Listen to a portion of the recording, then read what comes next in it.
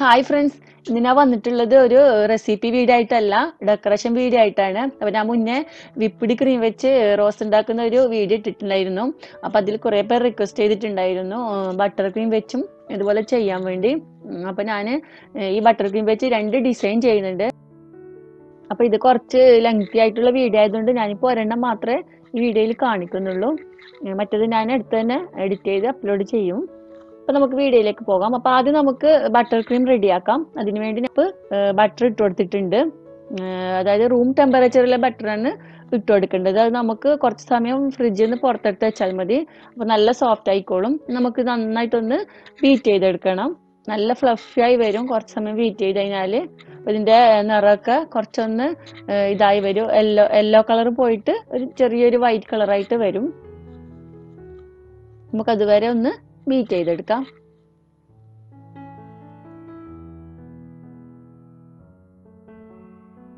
അപ്പൊ ഞാൻ പറഞ്ഞ ഒരു പരുവത്തിലായിട്ടുണ്ട്. ഇനി നമുക്ക് ഇതിലേക്ക് ഐസിങ് ഷുഗർ ഇട്ട് കൊടുക്കാം. ആദ്യം നമുക്ക് കുറച്ചായി ഇട്ട് കൊടുക്കാം. നോക്കിയിട്ട് പിന്നെ വീണ്ടും ഇട്ട് കൊടുത്താൽ മതി. അപ്പൊ ഇതിന്റെ കറക്റ്റ് അളവൊക്കെ ഞാൻ മറ്റേ ബട്ടർ ക്രീം ഉണ്ടാക്കുന്ന ഒരു വീഡിയോയിൽ ഞാൻ പറഞ്ഞിട്ടുണ്ട്. ഇനി നമുക്ക് ഈ ഐസിങ് ഷുഗറും ബട്ടറും തമ്മിൽ നന്നായിട്ട് യോജിപ്പിച്ചെടുക്കാം. അപ്പോൾ ഞാൻ ആ ബട്ടർ ക്രീം ഉണ്ടാക്കുന്നതിൻ്റെ ആ വീഡിയോയുടെ ലിങ്ക് ഇവിടെ ഡിസ്ക്രിപ്ഷൻ ബോക്സിൽ ഇട്ട് കൊടുക്കാം. അപ്പോൾ ആർക്കെങ്കിലും വേണമെങ്കിൽ ഒന്ന് ചെക്ക് ചെയ്ത് നോക്കിയാൽ മതി.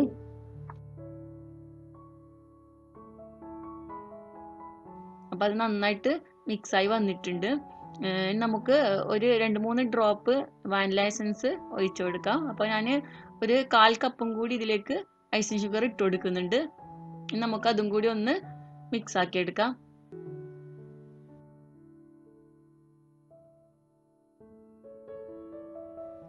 ഇവിടെ എല്ലാം കൂടി നന്നായിട്ട് മിക്സായി വന്നിട്ടുണ്ട്. ഇനി നമുക്ക് ഇതിൻ്റെ ആ സൈഡിലുള്ളതൊക്കെ ഒരു സ്പാച്ചിൽ വെച്ച് ഇതുപോലെ ഒന്ന് ഇളക്കി ഇട്ട് കൊടുക്കാം. കാരണം അത് അവിടെ ഐസിങ് ഷുഗറൊക്കെ പറ്റി പിടിച്ചിട്ടുണ്ടാവും. അപ്പം നമുക്ക് ഒന്നും കൂടി ഇതൊന്ന് മിക്സ് ആക്കി എടുക്കാം.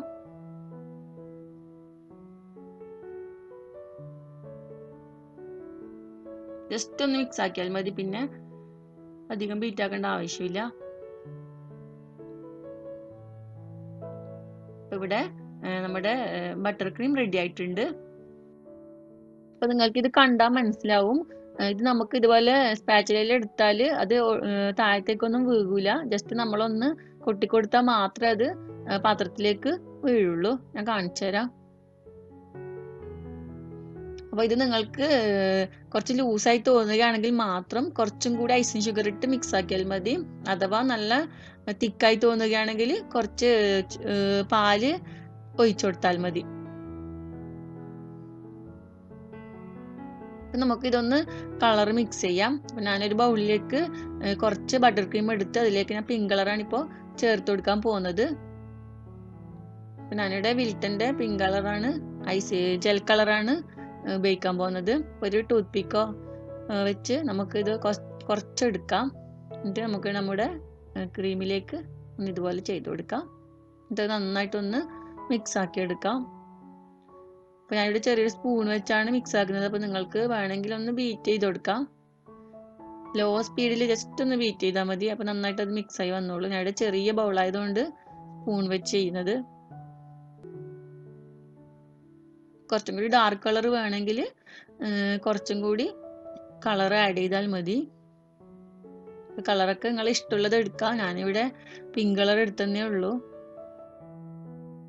അഥവാ നിങ്ങൾ ലിക്വിഡ് കളർ ഉപയോഗിക്കുന്നതെങ്കിൽ ഇതുപോലെ കളർ ആഡ് ചെയ്തതിന് ശേഷം കുറച്ചും കൂടി ലൂസായി തോന്നുകയാണെങ്കിൽ ഇത്തിരി ഐസിങ് ഷുഗർ ഇട്ട് കൊടുത്ത് നന്നായിട്ട് മിക്സ് ആക്കി എടുത്താൽ മതി. അപ്പം ഇവിടെ എൻ്റെ കളർ ബട്ടർ ക്രീം റെഡി ആയിട്ടുണ്ട്. ഇനി നമുക്കിത് പൈപ്പിംഗ് ബാഗിലേക്ക് നിറക്കാൻ വേണ്ടി ഒന്ന് റെഡിയാക്കാം. അപ്പം ഇന്ന് ഞാൻ ഡയറക്റ്റ് പൈപ്പിംഗ് ബാഗിലേക്കല്ല ചെയ്യാൻ പോകുന്നത്.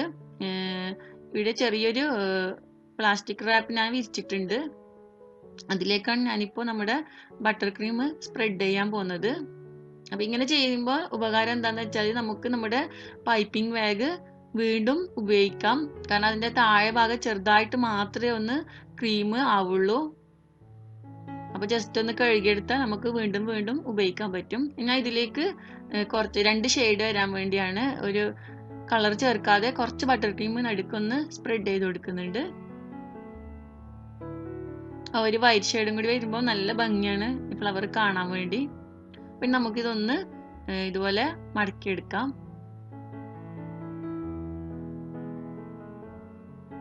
എന്നിട്ട് നമുക്ക് ഇതിൻ്റെ ആ ഒരു പൈപ്പിംഗ് ബാഗിലേക്ക് ഇടുന്ന ആ ഒരു ഭാഗം ജസ്റ്റ് ഒന്ന് കട്ട് ചെയ്തെടുക്കാം. മറ്റേ ഭാഗം നന്നായിട്ടൊന്ന് ചുരുട്ടിയെടുക്കാം. കാരണം ക്രീം പുറത്തേക്ക് വരാതിരിക്കാൻ വേണ്ടിയാണ്. അപ്പോൾ ഇവിടെ ഇത് റെഡി ആയിട്ടുണ്ട്. നമുക്ക് നമ്മുടെ പൈപ്പിംഗ് ബാഗിലേക്ക് ഇട്ട് കൊടുക്കാം. അപ്പോൾ അതിന് മുന്നേ ഞാനിവിടെ എടുക്കാൻ പോകുന്നത് പെറ്റലിൻ്റെ ടിപ്പാണ്. പറ്റിയൊക്കെ ഞാൻ നല്ല ക്ലിയർ ആയിട്ട് എൻ്റെ വിപ്പിഡ് ക്രീം കൊണ്ട് റോസ് ഉണ്ടാക്കുന്ന വീഡിയോയിൽ പറഞ്ഞിട്ടുണ്ട്. അപ്പോൾ വീണ്ടും പറഞ്ഞ് നിങ്ങളെ സമയം കളയുന്നില്ല. വിൽട്ടണിൽ 104 ടിപ്പാണ് ഞാൻ എടുത്തിട്ടുള്ളത്. അപ്പം ഞാനിപ്പോൾ ഉപയോഗിക്കാൻ പോകുന്നത് ഫാൽക്കണിൻ്റെ പൈപ്പിംഗ് ബാഗാണ്. ഇത് നല്ല യൂസ്ഫുൾ ആണ്. കാരണം ഇതിന് 2 ഭാഗമുണ്ട്. അപ്പോൾ ഒരു ഭാഗം ഉപയോഗിച്ച് കഴിഞ്ഞാൽ നമുക്ക് മറ്റേ ഭാഗം ഉപയോഗിക്കാൻ പറ്റും. ഇതിലേക്ക് നമുക്ക് ടിപ്പ് ഇട്ട് കൊടുക്കാം.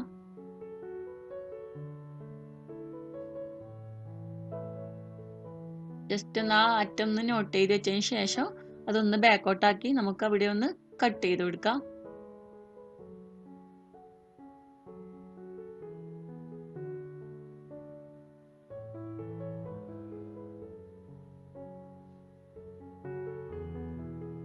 നമ്മുടെ പൈപ്പിംഗ് ബാഗ് റെഡി ആയിട്ടുണ്ട്. നമുക്ക് നമ്മുടെ ക്രീം ഇതിലേക്ക് ഇട്ട് കൊടുക്കാം.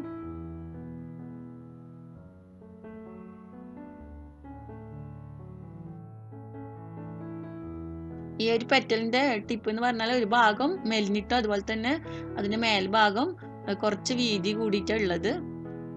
അപ്പൊ ഞാൻ കപ്പ് കേക്കിലാണ് ഇപ്പൊ ചെയ്യാൻ പോകുന്നത്.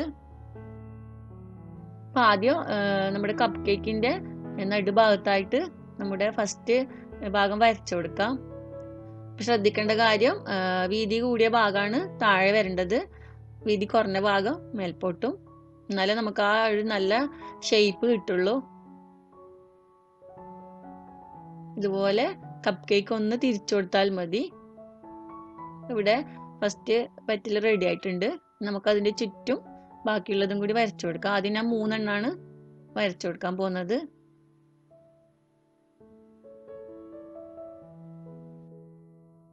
അപ്പോൾ ആദ്യത്തെ പെറ്റൽ അവസാനിച്ചതിന്റെ തൊട്ടിപ്പുറത്ത് നിന്ന് നമുക്ക് അടുത്ത പെറ്റൽ ചെയ്തു കൊടുക്കാം. ഒന്നും കൂടി ചെയ്തു കൊടുക്കാം. ഇവിടെ ഞാൻ 3 എണ്ണം ചെയ്തിട്ടുണ്ട്. ഇനി ബാക്കി നമുക്ക് ഇതിന്റെ ചുറ്റോട് ചുറ്റായിട്ട് എത്ര എണ്ണം വേണം അത്രയും നമുക്ക് ചെയ്തു കൊടുക്കാം.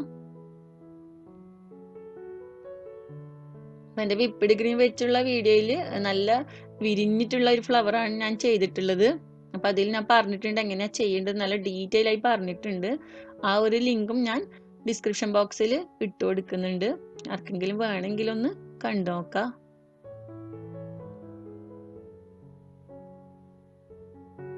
അപ്പൊ ഇവിടെ ആ ഒരു വൈറ്റ് ഷെയ്ഡും കൂടി വരുന്നോണ്ട് നല്ല ഭംഗിയുള്ള ഫ്ലവറാണ്. ഇതുപോലെ നമുക്ക് ഫുള്ളായിട്ട് ചെയ്തു കൊടുക്കാം. ഇത് ആർക്ക് വേണമെങ്കിലും എളുപ്പമാണ് ചെയ്യാൻ വേണ്ടി. ഒരു 2-3 പ്രാവശ്യം ഒന്ന് പ്രാക്ടീസ് ചെയ്ത് നോക്കിയാൽ മതി. പിന്നെ നോസിലും ബേക്കിങ്ങിന്റെ ഐറ്റംസ് ഒക്കെ വാങ്ങിക്കുന്ന ഷോപ്പിൽ പോയാൽ കിട്ടും.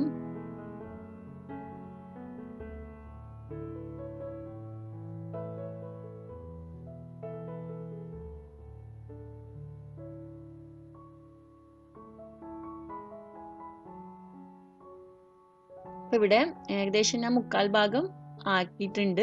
ഇനി നമുക്ക് ഇതിന്റെ ഒരു ഫിനിഷിങ് കൊടുക്കാൻ വേണ്ടി ലാസ്റ്റ് പെറ്റൽ ഒന്ന് ഇതുപോലെ ബാക്കോട്ടേക്ക് നമുക്ക് ചെയ്തു കൊടുക്കാം.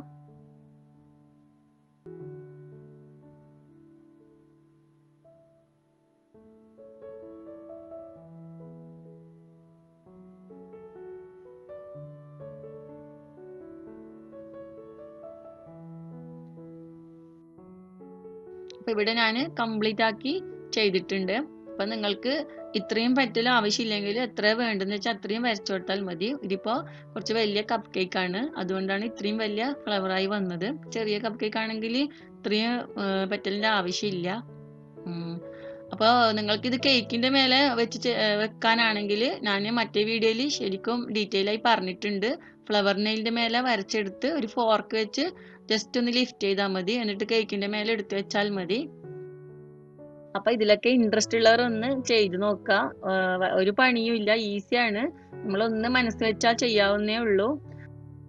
അപ്പം ഞാൻ നേരത്തെ പറഞ്ഞ പോലെ ഇതിൽ കാണുന്ന മറ്റേ ആ ഒരു ഡിസൈൻ ഞാൻ നെക്സ്റ്റ് എഡിറ്റ് ചെയ്ത് അപ്ലോഡ് ചെയ്യും. ഇപ്പോൾ തന്നെ ഒരുപാട് സമയമായി, അതുകൊണ്ടാണ് ഞാൻ ഇവിടെ ഇത് ചെയ്യാത്തത്.